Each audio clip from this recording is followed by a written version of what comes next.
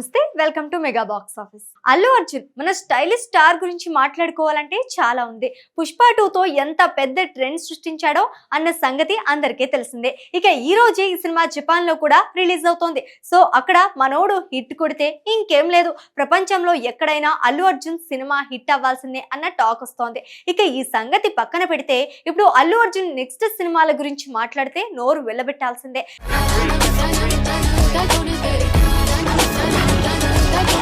Latest గా అట్లీ దర్శకత్వంలో ఒక సైన్స్ ఫిక్షన్ సినిమా చేస్తున్నాడు.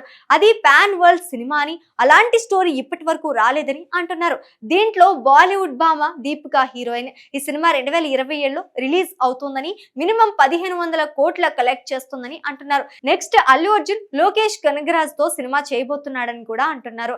ఈ సినిమా కూడా కంప్లీట్ యాక్షన్ ఎంటర్టైనర్ అని, 1000 కోట్లు కలెక్షన్స్ గ్యారంటీ అంట. నెక్స్ట్ మన raw action director Sandeep Reddy వంగతో సినిమా.